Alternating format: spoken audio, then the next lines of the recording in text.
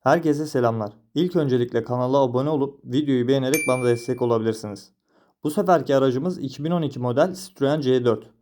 Sis farı nasıl sökülür veya sis farı ampulü nasıl değişir onu göstermeye çalışacağım. İlk önce sis farı çerçevesini sökerek başlıyoruz. Çerçeveyi tutan tırnaklar bulunuyor. Tampon çerçeve arasına trim sökme aparatını veya tornavidayı geçirerek dışarı doğru kastırıyoruz. Hatta bu işlemi kullanmadığınız kartla da yapabilirsiniz. Çerçeve etrafında kartı sürükleme yaparak tırnakları boşa çıkartabilirsiniz.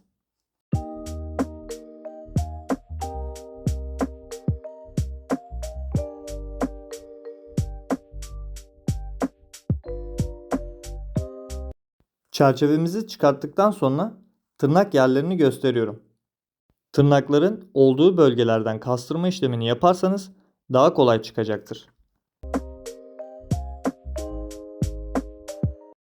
Sis farımızı tutan 2 adet 20 milimetrelik Torx vidamız bulunuyor.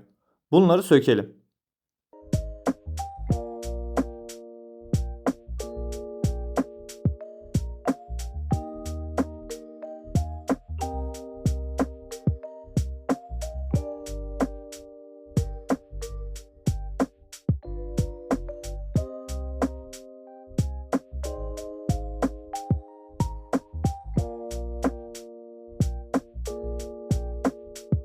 Vidalarımızı söktükten sonra sis farını dışarı çıkartalım.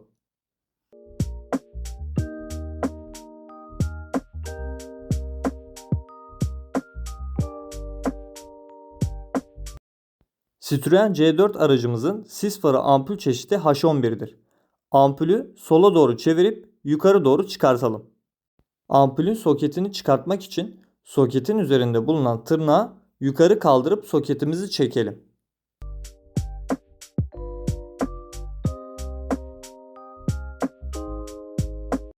Ampulü tekrar takarken tırnaklar birbirine bakacak şekilde oturtalım.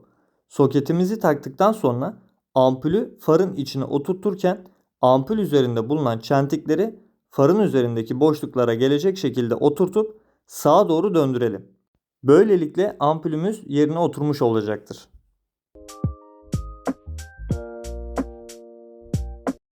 Geri toplama işlemine geçelim. Sis farımızı yuvasına oturtalım. Vida deliklerinin yanında plastik çıkıntılar var. Oralara farımızı oturtunca vida deliklerimiz de örtüşecektir.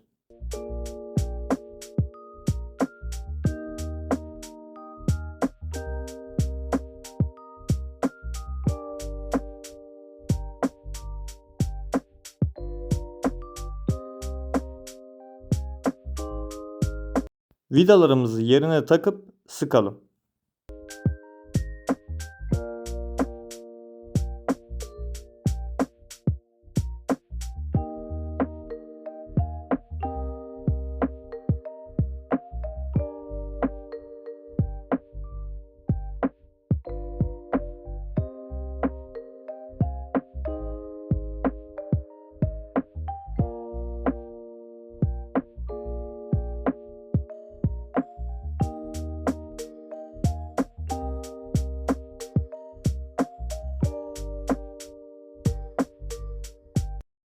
Son olarak çerçevemizi yerine oturtup tırnaklara bastıralım. İşlemimiz bu kadar. Kanala abone olmayı, videoyu beğenmeyi unutmayınız. Başka videolarda görüşmek üzere. Kendinize iyi bakın.